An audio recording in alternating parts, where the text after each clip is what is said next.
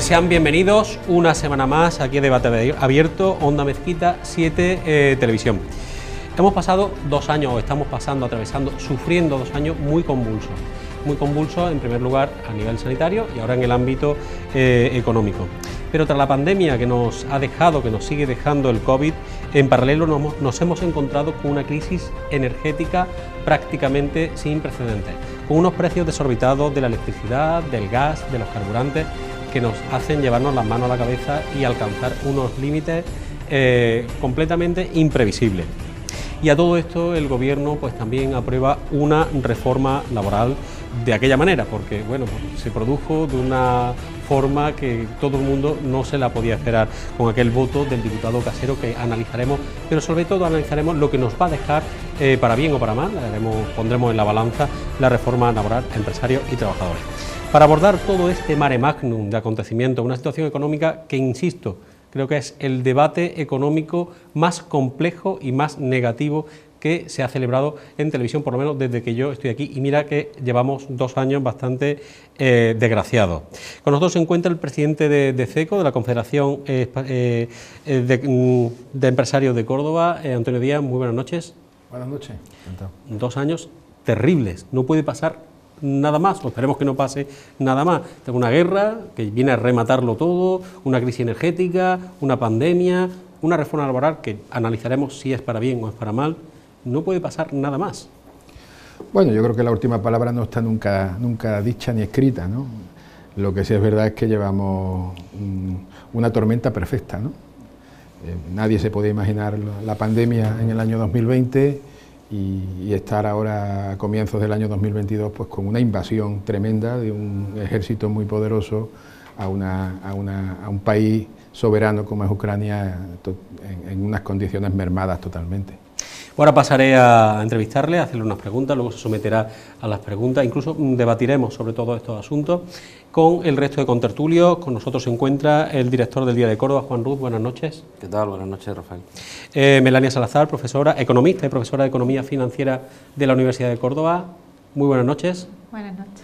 Tendrás mucha tela que cortar hoy. Y cada vez peor. Creo que la última vez que estuve aquí, que estuvimos hablando de inflación, dijimos, bueno, y ahora peor. Y hablamos de inflación como que se iba a acabar la inflación. Sí, no sé si lo recuerdas. Que era temporal. Dice, no, esto es temporal. Esto en febrero o marzo ya no tenemos inflación. Bueno, es verdad, no tenemos la misma inflación, la tenemos peor todavía. Sí, sí. Y por último, no menos importante, Yolanda Pedrosa, directora de Córdoba Hoy. Muchísimas gracias, buenas noches. Buenas noches, ¿qué tal? Mucha tela que cortar, ¿eh? Bueno, yo creo que si pensábamos que cuando decías no puede ir a peor, yo creo que esa coletilla ya debemos dejarla, ¿no? Porque siempre, en estos últimos años, siempre vamos a peor, o sea que... Para los supersticiosos, el vamos a peor tenemos que abandonarlo, ¿verdad? Totalmente. Porque parece que es decirlo sí. y pasa cualquier otro infortunio. Nadie esperaba que nos encontráramos en esta situación después de una pandemia donde lo que todos esperábamos es empezar con la recuperación, con una situación todavía peor y que va a impedir que esos 2 años de pandemia podamos empezar a levantar cabeza, ¿no? Por lo menos lo va a dificultar, esperemos que no lo impida. Voy a empezar a hacer unas preguntas muy genéricas a Antonio Díaz. Llevamos prácticamente un año de récord tras récord histórico, o sea, todos los años nos dicen que hemos batido el récord, todos los días nos dicen que hemos batido el récord del precio del kilovatio hora. Vamos a empezar por la crisis energética, que es la que más calienta el bolsillo del usuario y sobre todo de las empresas. ¿Cómo está afectando a las empresas cordobesas esta crisis energética y estos precios desbocados? Pues realmente está afectando de lleno. Hace unos días, en una reunión con empresarios importantes de nuestra provincia, del sector de la industria del sur de la provincia, concretamente del frío industrial y de la madera, pues me transmitían la escalada de costes que están teniendo para poder sacar adelante su productividad, ¿no? Sí, no solamente la energía, también es el tema de las materias primas y los metales, es decir, que, por ejemplo, en el frío industrial, pues que necesitan de una importante carga energética, pues han visto multiplicado por 2 o por 3 su coste de factura energética, y con respecto a las materias primas, como puede ser el aluminio, el acero o incluso a otros metales como el cobre, que lo necesitan para poder hacer esa maquinaria de frío industrial y para la hostelería y para todo tipo de servicios, pues les está costando primero conseguirla y segundo pagarla. Sí, le está afectando de lleno. Y bueno, a todo esto, como he dicho anteriormente en la presentación del preámbulo de este debate, nos encontramos, estábamos sumando la cabeza después de la pandemia, de 2 años durísimos, sin precedentes, por lo menos de esta generación que estamos viviendo, una crisis gordísima a nivel sanitario, también en el ámbito económico, sacamos cabeza, viene la crisis energética y bueno, luego se desencadena una invasión indeseable en Ucrania por parte de las tropas rusas y bueno, produce un cataclismo que además no sabemos hasta dónde puede llegar. Y quería preguntarles, antes de que empiecen a hablar el resto de contertulios, Melania en primer lugar, luego los compañeros periodistas, para analizar la situación y preguntarle también cómo puede incidir a nivel de exportaciones, a nivel de precios, esa invasión y cómo puede incidir la duración mayor o menor, independientemente del lado humano, que es muy doloroso y muy sangriento. Bueno, vamos a ceñirnos a nuestra provincia, ¿no?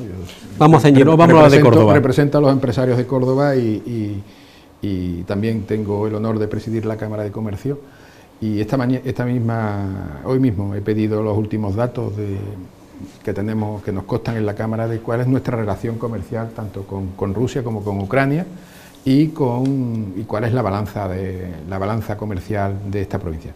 Esta provincia desde hace muchísimo tiempo siempre ha tenido una balanza comercial positiva, siempre ha sido más lo que nosotros hemos vendido, lo que hemos sacado fuera de Córdoba que lo que hemos importado, que lo que nos hemos comprado del resto de países, ¿no? Concretamente el año 2021 cerramos con unas exportaciones de 2.500 millones de euros en esta provincia y unas importaciones de 1.450 millones de euros, es decir, que la balanza es superior a los 1.000 millones de euros comercial, ¿no? Con respecto a estos dos países que están ahora mismo en litigio, pues lógicamente es mucho menor la incidencia de la provincia de Córdoba con respecto al tema comercial. Es decir, con Ucrania tenemos una balanza también positiva, es decir, les vendemos más que lo que traemos, 3.085 millones y 3.085.850.000 euros es lo que le estamos exportando y 2.660.000 lo que le estamos... Lo que ellos nos venden. Entonces, en ese sentido, yo creo que no es muy significativo. Y con respecto a Rusia es superior. La balanza comercial ahí son 5.830.000 euros lo que estamos de beneficio con respecto a lo que importamos, ¿no? No sería un cataclismo a nivel de exportaciones con respecto ni a Rusia ni a Ucrania. El perjuicio nos viene por otros lados, ¿no? Entiendo, ¿no? Bueno, el perjuicio nos viene de la economía mundial, ¿no? Y de la economía y de toda la situación económica que se está viviendo, el coste de las materias primas, la falta del petróleo que se va a producir. Parece ser que internacionalmente los Estados Unidos ya están empezando a colocar el mensaje de no comprar el petróleo ruso. Eso va a provocar un encarecimiento todavía más alto de lo que ahora mismo supone y todo va a entrar de lleno en nuestra balanza comercial y en nuestra economía. Pues abro el juego, señores, en la mesa y voy a empezar por nuestra economista de cabecera aquí en Debate Abierto, Melania. De lo que acaba de decir así a mí, lo que me surge sobre todo una gran curiosidad es el tema de la producción agraria, porque básicamente Córdoba hay mucha agroindustria, una importante parte del Producto Interior Bruto de la provincia es agroindustria. Claro, Ucrania se denomina el granero de Europa por algo, tiene exportaciones, bueno, de cereales, aceite de oliva, etcétera, etcétera. ¿Cómo podría afectar eso a la agroindustria cordobesa? Porque claro, estamos hablando de que en general en España somos deficitarios, importamos cereales, pero también importamos semillas, importamos otro tipo de inputs agrarios. ¿Cómo cree? Yo creo que ahora mismo el producto que más afectado se está viendo es el tema del aceite de girasol. Es decir, el aceite de girasol es un aceite, no está en la cultura andaluza, en la cultura española, pero un aceite que se consume un nivel tremendo en este país, desde los enlatados de atún y de conserva a muchísima actividad que incluso en el sector de la hostelería también se usa el aceite de girasol. Y hay una carencia importante. Los supermercados como Mercadona o como Eroski están ya limitando la venta de aceite de girasol a los consumidores finales. En el tema del granero, efectivamente, Ucrania es el granero de Europa. Muchas de las semillas para la plantación que se consumen en nuestra Andalucía, en nuestra provincia, pues provienen de Ucrania, y lógicamente todo esto va a tener un efecto perverso en la situación que está viviendo el mundo del sector agrícola. No olvidemos que el sector agrícola y ganadero viene pasándolo mal, no de ahora, con esta guerra, sino viene pasándolo mal desde hace años, ¿no?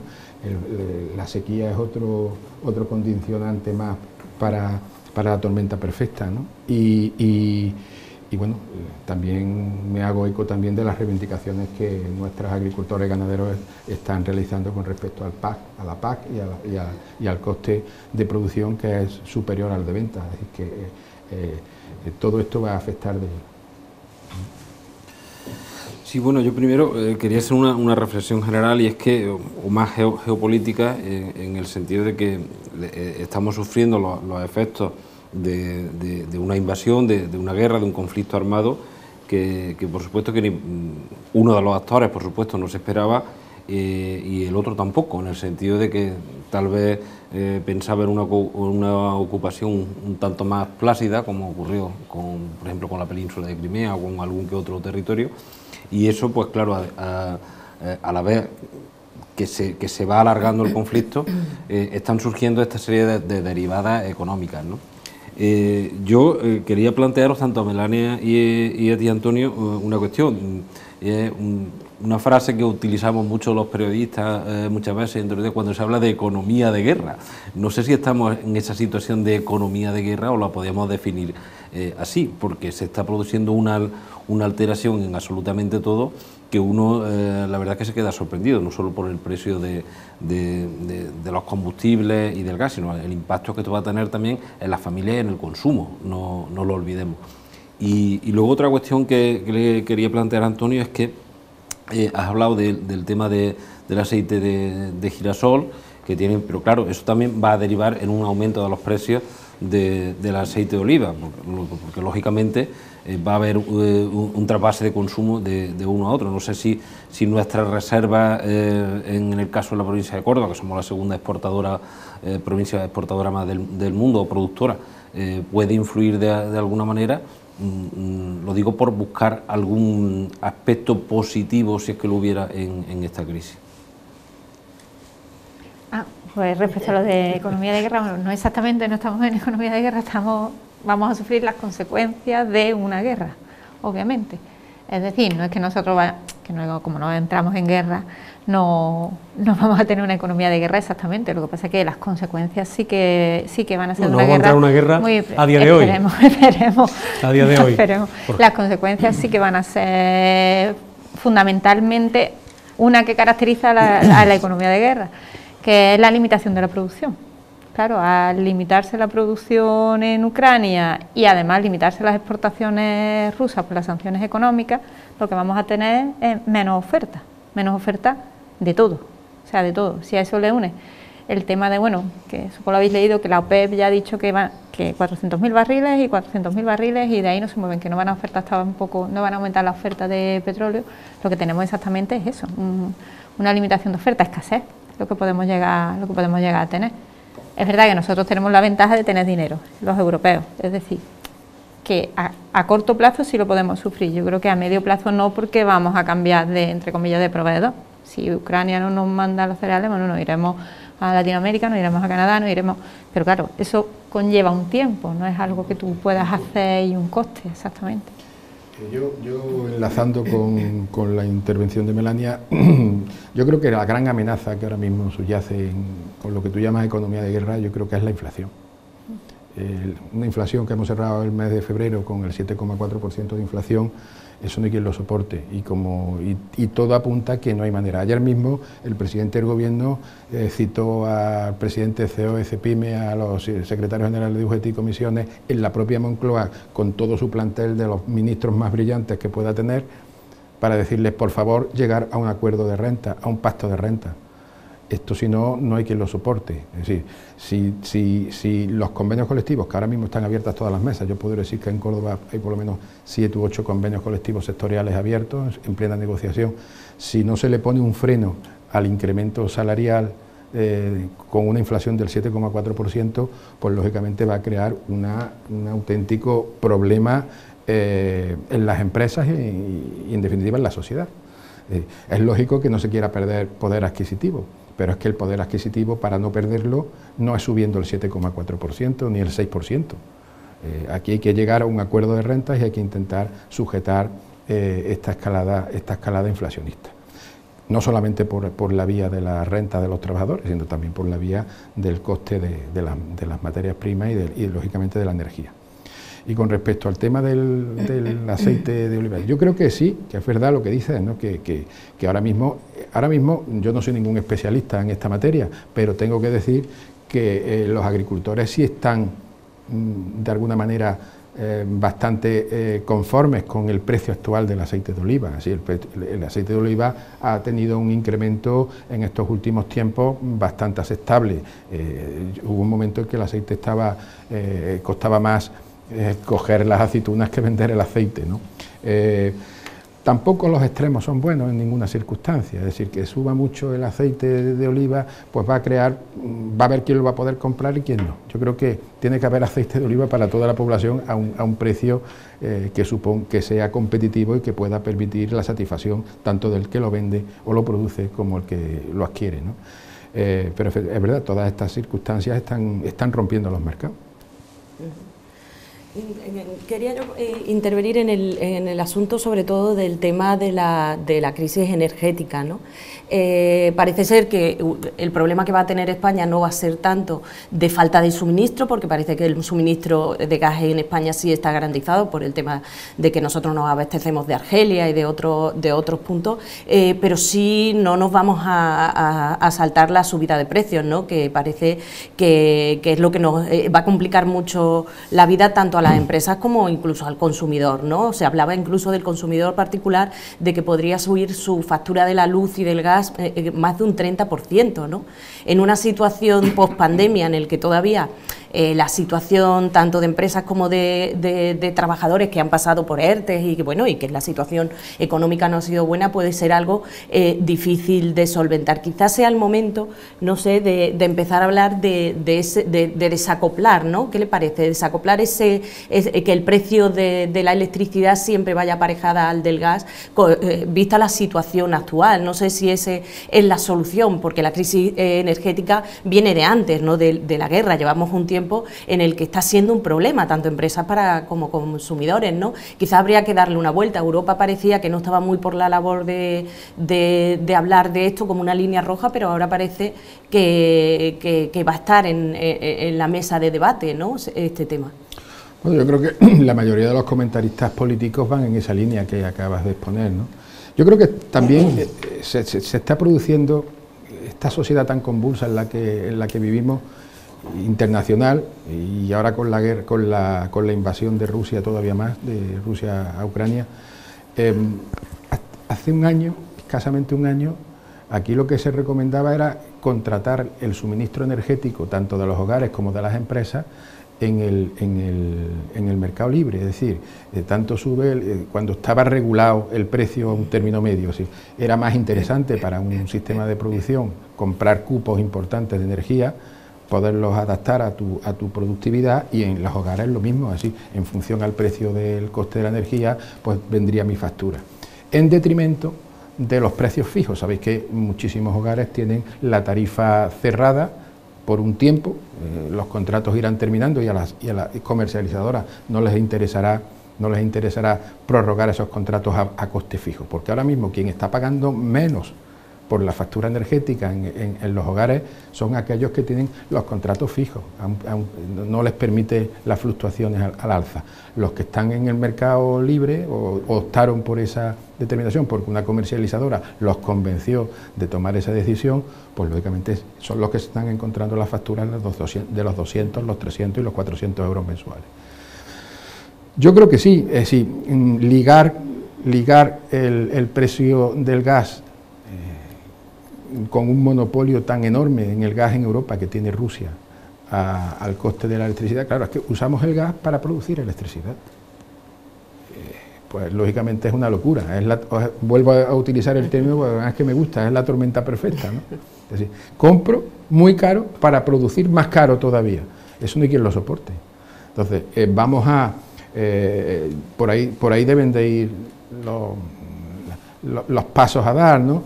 Se nos escapa de nuestra dimensión, por supuesto, nuestra dimensión provincial, ¿no? Antonio, ayer hablaba yo con un empresario al que usted conoce, Enrique Sangerón, sí, que es director ejecutivo de BNI. Y además, él trabaja, además, uno de los directivos también de una eléctrica, ¿no?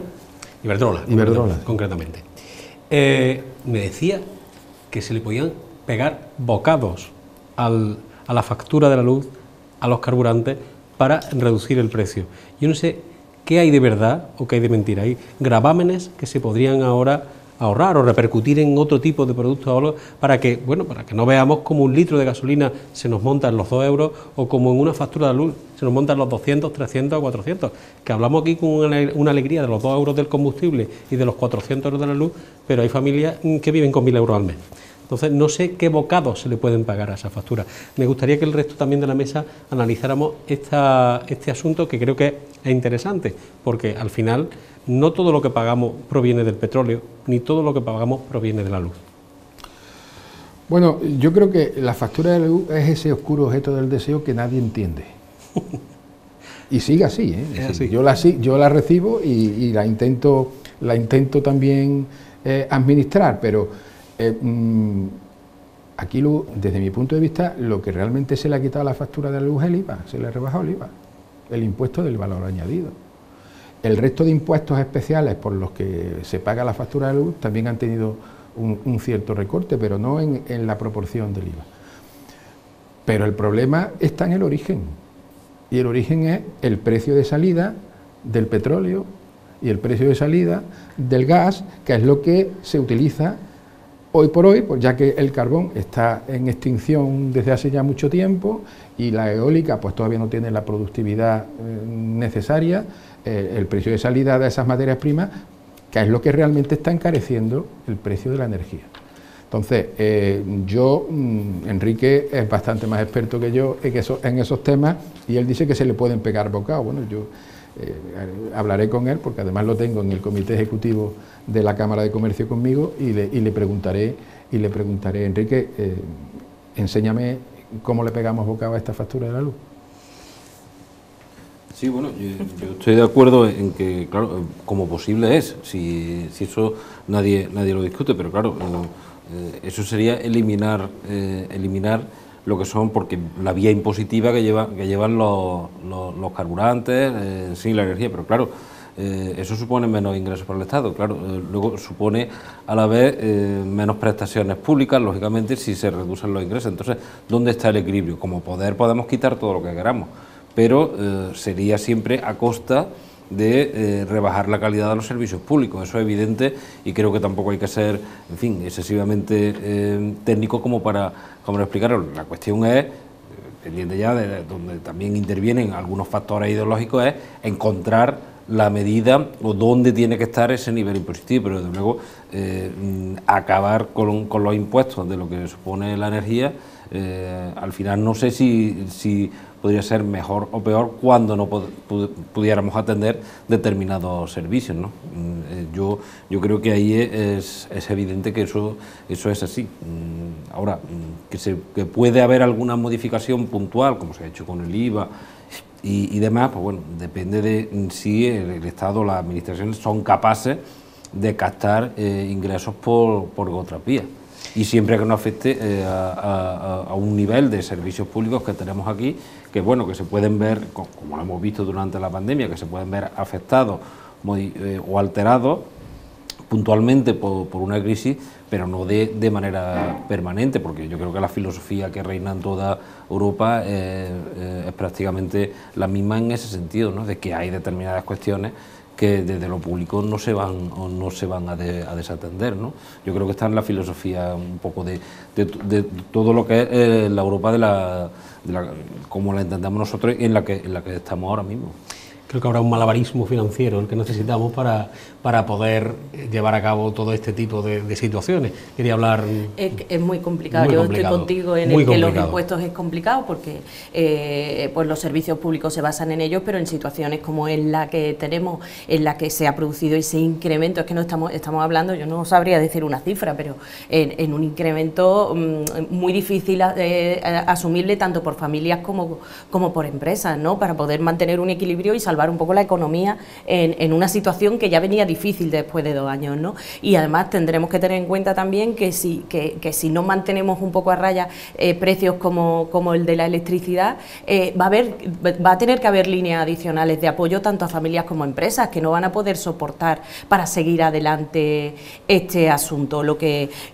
Quizás lo que habría que plantearse es realmente una estrategia energética en la que en el caso de las familias, por ejemplo, pues se haga se considere no como algo rentable, que evidentemente no lo es, sino como una necesidad, y que esa necesidad básica de las familias no pueda en ningún momento suponer que alguien pues no pueda poner la luz, no pueda poner la calefacción o tenga que pasar frío en determinados momentos, ¿no? Entonces quizás lo que hay que intentar es empezar a hablar un poco de la estrategia energética del país y ver hacia dónde tenemos que ir, ¿no? Durante mucho tiempo las renovables se han ido paralizando, pues bueno, por diversos motivos, muchas veces políticos, y quizás habrá que pensar en que no podemos depender a veces de estos problemas que se nos escapan, como decía Antonio antes, ¿no? Que son problemas que están fuera de nosotros, como que un señor como Putin se le haya ocurrido en esta situación pues invadir un país y trastocar un poco la economía pospandemia de todo el mundo, ¿no? Que por cierto, no hemos olvidado de la pandemia completamente. O sea, es sorprendente cómo ha ganado terreno la invasión de Ucrania. También es verdad que está en una sexta ola, ya está todo muy controlado, que hay menos fallecimientos, que la UCI no están como antes, pero es problema tras problema. Quiero escuchar a Melania porque tiene mucho que decir, porque además... yo discrepo del 75% de lo que se ha dicho. De lo que se ha dicho, ¿verdad? O sea, tú eres muy del bocado, ¿verdad? De pegarle bocados, ¿no? No, bocado no. Primero, bueno, lo del aceite de oliva, verdad que está a mejor precio, aunque yo conozco algunos olivareros que no sé si estarían totalmente de acuerdo. Lo que ha comentado sobre Mercado Libre Tour es al revés. O sea, la Tour era el mercado regulado y lo que ha hecho el gobierno ha sido cargarse la Tour, básicamente metiéndole peajes. Es decir, ahora conviene más irse al mercado libre. El mercado libre está teniendo una facturación muy inferior al mercado regulado, porque lo que querían las eléctricas era eliminar el mercado regulado porque con eso ganan menos dinero. Entonces, yo creo que es al contrario. De hecho, muchísima gente se está yendo de la tarifa regulada al mercado libre. A la que fluctúa. Ahora, otra cosa es que cuando ya estemos todos en el mercado libre, yo estoy en el mercado libre y mi factura de la luz no ha subido. No ha subido. O sea, no ha subido yo llevo pagando lo mismo de luz desde hace 3 años que ahora. Otra cosa es que cuando ya haya una mayoría en el mercado libre, nos empiecen a meter a los del mercado libre, viendo que tampoco nos vamos a poder pasar a la Tour, que era el refugio. De hecho, bueno, la Tour es donde se daba el bono social, etcétera, etcétera. Entonces ha sido al contrario. El gobierno ha ido a cargarse la Tour a base de peajes nuevos e incremento de los peajes.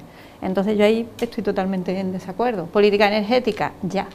Vamos, ya. Sí. Pero es que la política energética española ha sido un desastre. O sea, desde que comenzamos con Zapatero, Rajoy siguió esa misma política energética, el gobierno de Sánchez la ha profundizado y encima con unos alemanes que se nos han vuelto más verdes que nadie, la política energética, nosotros hemos cerrado centrales nucleares mientras los franceses abrían centrales nucleares.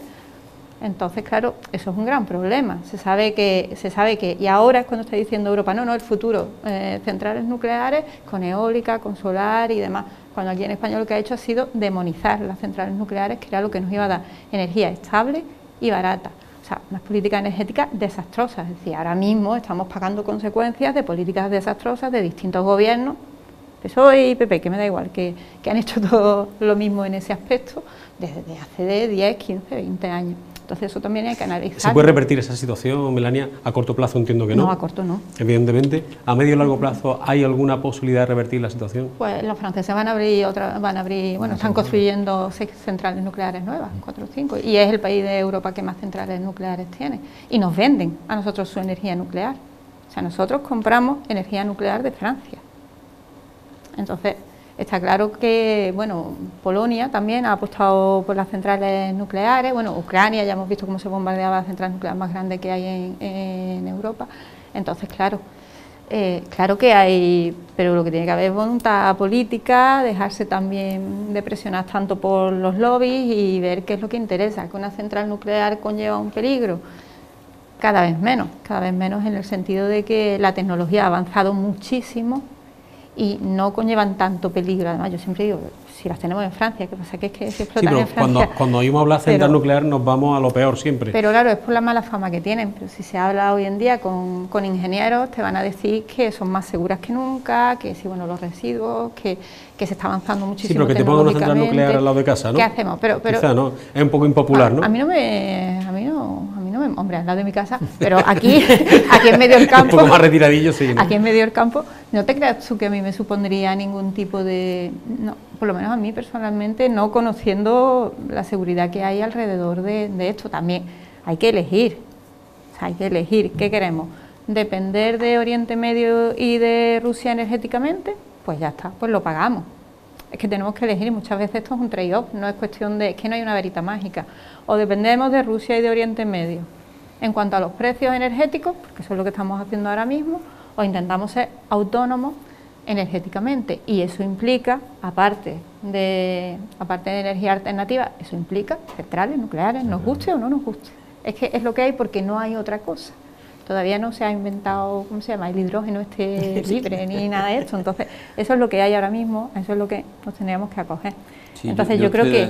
Sí, estoy de acuerdo contigo, además, es que hay un factor muy importante, y es que más allá de que se quiera demonizar o no a la energía nuclear, la cuestión es que cuando se ha dicho no apostamos por la energía nuclear, no se ha buscado una alternativa. Está claro, porque si no, pues estamos viendo que incluso aquí en España hay un calendario de plan de cierre de las centrales nucleares que lo han aceptado incluso las propias eléctricas que gestionan esos centros, que supongo que de aquí a una semana, si la situación sigue así, veremos a ver si ese calendario se va a cumplir o no, pero que incluso es posible que hasta por parte del propio gobierno, en fin, se mire hacia el lado o se pueda revisar ese plan de cierre de las centrales nucleares, porque muchas de ellas o han cerrado o están en vía de cerrar, con lo cual todo eso lo que nos lleva a que se tomó una decisión que se puede discutir políticamente o no, pero sin haber una alternativa. Y además el caso lo teníamos en Alemania. En Alemania fue una decisión que tomó Angela Merkel cuando hubo el accidente de Fukushima. Todos sabemos lo importante que es un partido como los Verdes en Alemania, tanto para los partidos conservadores como para la socialdemocracia, porque es un poco el partido bisagra para eso, nada que ver con el concepto que tenemos de los verdes aquí en España o incluso en todo el Mediterráneo, un concepto muchísimo más, yo creo, más profundo de lo que es de lo verde. Incluso no hay ningún problema para que partidos conservadores pacten con los verdes, ni los verdes tienen ningún problema ideológico en pactar con ellos. Se tomó esa decisión y claro, se optó por soluciones que, como tú bien dices, al final no están costando el dinero. Yo creo que más que de pensar en energía nuclear o no, si es energía nuclear no, planteeme usted una alternativa.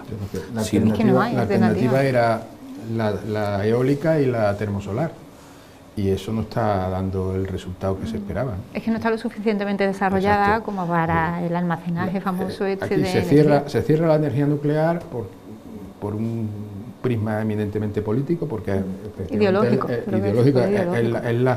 la energía más potente y más rápida para la industria, para el desarrollo industrial, entonces, y se apuesta por la termosolar y por la eólica. pero claro, no está dando, primero tampoco se está produciendo esa apuesta importantísima. Ahora con los fondos Next Generation quieren potenciar todavía más. En Córdoba tenemos muchísimas solicitudes en la Delegación de Industria de la Junta de Andalucía, hay muchísimas solicitudes, no se dieron el número de explotaciones termosolares y de grandes y de eólicas, no, pero termosolares muchas, y el otro problema es que también la red eléctrica que tenemos, que soporta este país, no tiene aguante para recibir la termosolar que en un momento dado, en momentos punta, pueda acaparar, ¿no? Sí, yo creo que es un problema, por supuesto, de una nefasta política energética de los distintos gobiernos, nefasta, a pesar de que tengamos una vicepresidenta del gobierno dedicada a la cuestión ahora mismo, y después de una falta de infraestructura eléctrica muy importante. La red eléctrica española no está teniendo el desarrollo que tenía que tener para, por ejemplo, en el norte de la provincia de Córdoba hay situaciones donde no hay potencia energética, y en la propia Córdoba capital hay situaciones donde no hay potencia para poder instalar una industria que necesite un consumo importante de... Claro, hablabas de los verdes, pero ahora mismo Alemania, eso lo que nos lleva también es que Alemania se ha negado a bloquear las exportaciones rusas de gas, pese a lo que está haciendo. ¿Por qué? Porque no puede. Y está quemando carbón, vamos, como ellos son, que todos sabemos que el carbón es lo más contaminante. Claro. Entonces, que claro, que me refiero que efectivamente es que yo creo que los verdes han ejercido un lobby muy importante en Europa y se han tomado muchas veces, es verdad, los gobiernos de España también han tomado medidas muy en línea con lo que estaba diciendo en su momento la Unión Europea. Yo creo que la Unión Europea se ha equivocado en ese aspecto. Sí, yo creo que hubo un efecto contaminación, porque la decisión además la tomó directamente Angela Merkel, eso tuvo su repercusión en los distintos gobiernos, tanto de ideología socialdemócrata como conservadora, la tuvo. Y luego, de lo de la alternativa, la poca alternativa que hay, Antonio, si te das cuenta, también estamos observando ya determinados problemas de impacto ambiental también, porque ahora ya hay algunos movimientos, de hecho aquí en la provincia de Córdoba, donde esas placas termosolares inmensas que ocupan hectáreas y hectáreas, también se supone que hay un impacto sobre el medio y no todas las sociedades rurales las quieren. La eólica nos pilla un poco más lejos y aquí de hecho no tenemos ningún proyecto, pero sabemos también determinadas zonas, por ejemplo, recuerdo la provincia de Cádiz, donde hubo un más y un menos también por el impacto ambiental que puede tener y visual que tienen este tipo de medidas. Entonces, yo creo que esto, en fin, supongo que la solución que planteo es demasiado fácil, ¿no? Pero tantas veces que se hablan para determinadas cuestiones de los pactos de Estado famosos, pues Olimpo, dentro de todos los pactos de Estado que tenemos pendientes, que son muchos, está claro que uno es de la energía y tenemos que elegir por un modelo, por un mixto, o como yo digo, o un medio pensionista, pero hagamos algo al respecto, porque al final nos vamos a encontrar con la situación que está describiendo Melania, o lo que ha dicho Antonio de los precios, que están desorbitados, ¿no? Sí, es que quizá yo en este aspecto pienso que tampoco se ha dejado desarrollar bien a las renovables, con lo que por eso tampoco tenemos una cantidad de energía suficiente para las renovables, también por otros motivos, quizá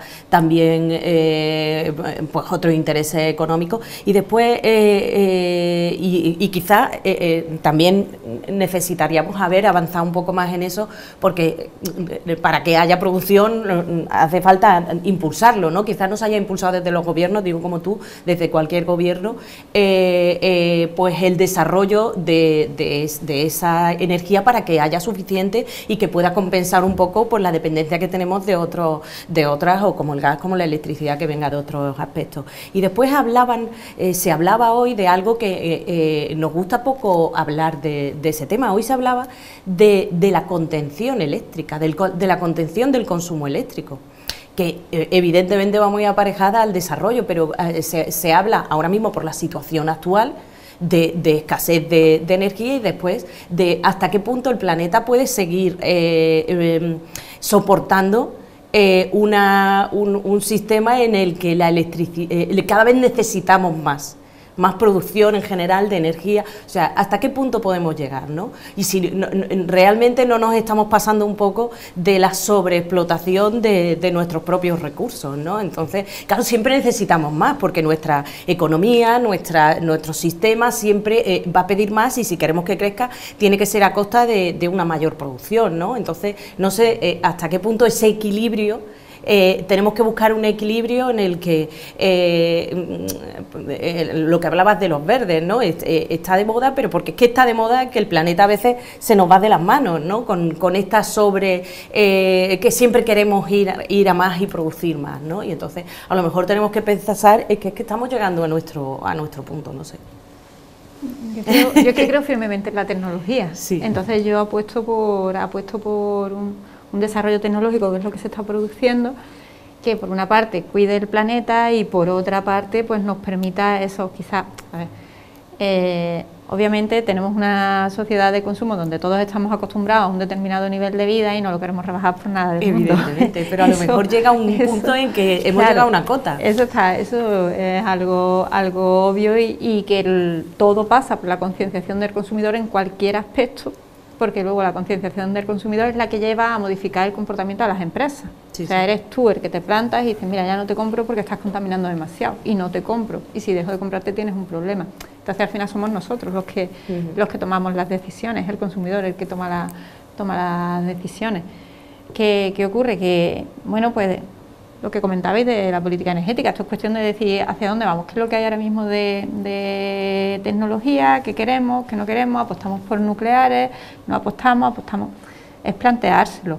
Es verdad que no hay muchas alternativas, es que hoy en día el problema es que no hay muchas alternativas, porque tampoco está todo tan desarrollado. A lo mejor dentro de 10 años se está hablando de cualquier tipo de energía totalmente limpia, sin ningún tipo de problema.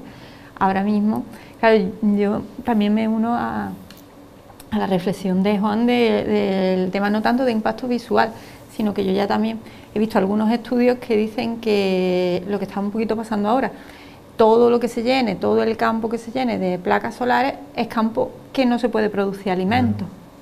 Entonces también, como del trío este del que hablaba antes, de energía a través de energía solar o alimentos. Porque si llenas el campo de una cosa, no lo llenas de otra. Entonces yo creo que ahí también hay... El espacio el que hay. Sí, o planta huertos solares, que se llaman huertos solares, o planta huertos de alimentos para alimentación. De lechuga, por ejemplo. Yo creo un poco, no sé si vamos a cerrar el tema ya, pero vamos a hablar de la gasolina un poco antes, que lo hemos tratado un poco de puntilla, a ver la repercusión que puede tener en las familias, por supuesto. Te dejas tu cochecito aparcado y no pasa nada, pero bueno, antes de... Sí, no, yo simplemente de lo que estamos hablando aquí, supongo que en no mucho tiempo se volverá a retomar el concepto que no sé por qué, cuando llegó la pandemia se quedó un poco aparcado, que era el del autoconsumo en comunidades de vivienda y demás, además que es un sector, creo que Antonio lo sabe bien, un sector que además nuevo de generación de empleo, donde, en fin, incluso se han readaptado muchas empresas constructoras que tenían otra serie de dificultades y se han especializado en eso. Aquí en Córdoba creo que tenemos algunos ejemplos. Entonces yo creo que será un concepto que, ya te digo, se quedó aparcado en 2020, el del autoconsumo, y que tal vez tengamos que retomar, sobre todo en una provincia como la de Córdoba, que tenemos la hora de sol que tenemos al año, ¿no? Pues seguramente serán cuestiones que haya que plantear y que seguramente empresarios, sindicatos, administraciones pondrán sobre la mesa. Yo creo que no tardará mucho si la situación de guerra en Ucrania se mantiene. Quiero introducir, hemos pasado de puntilla el tema del carburante, el precio del carburante. La escalada es brutal, es excesiva, es insoportable para el bolsillo de un consumidor final, como podemos ser cualquiera de nosotros, o de un empresario. Pero el empresario es que además necesita ese carburante para recibir material, para mandar material. O sea, no sé hasta qué punto puede afectar a la economía cordobesa, ¿no?, de nuestras empresas, que la gasolina esté tan cara. Y bueno, y aprovechando que está aquí Melania, a ver si tenemos, igual que en el apartado energético, ha hablado de las centrales nucleares que están medio cerradas o en proceso de cierre y habría que replanteárselo, si tenemos alguna alternativa, o sea, con el petróleo. Yo, en relación con lo que has dicho del precio del combustible, de la gasolina y del gasoil, deciros que efectivamente es un problema muy grave, y hay sectores muy implicados y muy afectados. El sector del transporte, el sector de la logística, es que es la materia prima que necesitan para poder trabajar. Es decir, hay un movimiento ya importante del sector del transporte. Nosotros en la Confederación tenemos una importante organización de transportistas de toda la provincia, que le negociamos además el convenio colectivo a ese sector, que se llama Transmerco, que es la asociación de transportistas, que están en una situación muy límite porque sus costos se le han disparado y porque cuesta. Y después el sector del transporte del turismo, es decir, el transporte de viajeros, transporte por autobús, también tenemos una organización que también le negociamos el convenio colectivo provincial, que están muy afectados. Es decir, primero por la pandemia que paralizó por completo, no el transporte de mercancías, pero sí el transporte de viajeros. Y en segundo lugar, porque ahora se han encontrado con esta realidad de que sus previsiones son... Me decía el otro día un importante empresario del transporte de viajeros que cuando se les está pidiendo ya por parte de colectivos, porque hay un cierto movimiento de transporte, ¿no? Presupuestos, pues los presupuestos que están dando ahora están en torno a un 20% más altos que los que se daban antes de la subida esta desmesurada del transporte, ¿no? Es decir, que le está afectando y está afectando a unos sectores más que a otros, sin lugar a dudas. Luego el desplazamiento privado, ¿no, Antonio? Que también para un sector como el turismo, que ha apuntado, también es importante, porque claro, el desplazamiento privado en una ciudad como Córdoba, también importante porque hay mucha afluencia de gente que suele acercarse a Córdoba, de la propia comunidad autónoma de Andalucía, en vehículo privado. Pues supongo que también tendrá su impacto en el turismo, queramos o no. Lo tiene. ¿Qué previsión manejamos? Dependemos de los barriles de petróleo, claro. Dependemos de lo que quiera hacer la OPEP. Si ellos quieren aumentar oferta, la OPEP, además la semana pasada dijo que ellos van a seguir produciendo, la OPEP más Rusia, van a seguir produciendo 400.000 barriles mes, y que ellos no aumentan la oferta. Si ellos no aumentan la oferta, los precios van a seguir igual. Lo único que ahí es donde ya entra mi parte de los bocados, como tú dices, que se pueden quitar los impuestos del gasoil y la gasolina. O sea, que del precio final, no sé si un 75% son impuestos. Vamos a quitar los impuestos. De una manera coyuntural, a lo mejor, mientras... Claro, sí, no, sí, aquí en realidad se puede hacer lo que quiera, pero... No hablamos de políticas energéticas también, ¿no? Claro, no. Tienes que tomar decisiones, ¿no? No tiene por qué ser tampoco coyuntural. O sea, yo soy una firme defensora de que se tiene que reducir el gasto público, porque se puede reducir el gasto público sin tocar servicios esenciales, incluso mejorando la calidad de esos servicios esenciales, si los recursos públicos estuviesen gestionados de forma más eficiente. España... Tenemos un déficit público brutal, tenemos una deuda pública brutal, porque hay una muy mala gestión del recurso público. Y ya lo comentamos la otra vez, hay muchísimos estudios que te cuantifican lo que se podría recortar sin tocar sanidad, sin tocar educación, sin tocar dependencia, simplemente determinados gastos políticos, duplicidades, etcétera, etcétera, en la administración pública. Si hacemos eso, podemos recortar impuestos, y el primero y sin duda para mí sería el de gasoil, gasolina y demás. Bueno, quedan 7-8 minutos para tener el programa. Nos hemos comido todo el tiempo los bocados, le hemos enfocado un bocado también al programa con la crisis energética, pero tenemos otro apartado que me gustaría tocar. Quiero que lo hagamos con la mayor celeridad, o que podamos con el tema de la reforma laboral. Requeriría otro debate absolutamente amplio. Me parece que va a entrar en vigor a final de mes.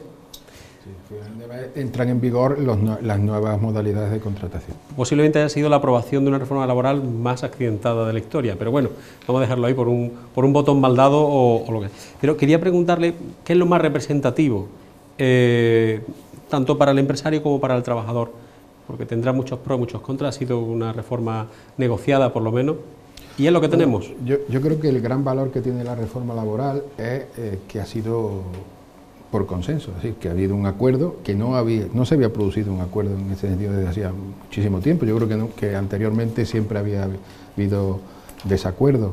Cuando hablo de accidentada, hablo del botón de casero. Es más, sí, ya. Hablo de eso. Es más, no hablo del la proceso de... La reforma anterior la aprobó el gobierno de Rajoy solo, ¿sí? sin consenso de trabajadores y de empresarios, la del 2012. Bueno, yo creo que ha sido la reforma que se ha podido negociar. Por supuesto no ha sido la reforma que necesitaban las empresas de este país, eso vaya por delante, y si le preguntan a los sindicatos dirán que tampoco era la reforma que ellos hubieran aprobado, ¿no? Lo que sí es verdad es que ha sido una reforma de mínimos desde mi punto de vista y que fundamentalmente ha tocado tres palancas fundamentales. Y luego te diré algo que era imprescindible que no se tocara para poder aprobarla. La primera es que se ha tocado la contratación por imposición, lógicamente, de Europa, es decir, había que acotar la contratación temporal y para eso pues, se ha eliminado el contrato de obra o servicio, que era un contrato tremendamente usado desde la administración pública, que es una de las que más ha utilizado el contrato de obra o servicio, las administraciones públicas y por supuesto la empresa privada. Y se han creado pues otras modalidades, algunas de ellas ya estaban y lo que se ha hecho es potenciar. Fundamentalmente hay un contrato que va a ser el contrato, digamos, más utilizado, que es el contrato fijo, de fijos discontinuos, ¿no? Ese es un contrato que para algunos sectores puede tener un funcionamiento adecuado, como puede ser el caso de la hostelería, pero para otros sectores va a crear problemas, y lo hemos denunciado desde el primer momento, que es el sector de la agricultura. El fijo discontinuo en el campo va a crear problemas, y lo veremos cuando empiece a aplicarse a partir del mes que viene, ¿no? Después, la otra parte importante de la reforma es lo que llamamos la flexibilidad interna dentro de la empresa. Afortunadamente, y esto sí era un tema que me gustaría dejar claro, no se ha tocado el artículo 41 del Estatuto de los Trabajadores, que es el de la modificación sustancial de las condiciones de trabajo. Eso es la flexibilidad dentro de la empresa. Muchas pequeñas empresas, estoy hablando de empresas pequeñas, han utilizado en estos años de atrás el artículo 41 del Estatuto de los Trabajadores para poder acondicionar su situación interna en la empresa, es decir, reducir salario, reducir jornada, flexibilizar el funcionamiento en función a las necesidades de cada empresa. Eso era una condición, si me permitís, por parte de la patronal importantísima para poder aprobar esta reforma, que no se tocara el artículo 41 del Estatuto de los Trabajadores. Sí se ha tocado y se ha mejorado en algún caso el tema de los ERTE. Los ERTE ya existían. El tema es que ahora se ha creado este nuevo mecanismo de red de flexibilidad del ERTE, que es el ERTE en el mecanismo red, que lo tiene que aprobar el Consejo de Ministros, que por cierto, el primero que van a aprobar, dijeron que lo iban a aprobar y todavía no lo han aprobado, que yo sepa, es el de la agencia de viajes. Todavía hay un 30% del personal de la agencia de viajes de este país en ERTE, creo que ahora mismo es el sector que más afectado está.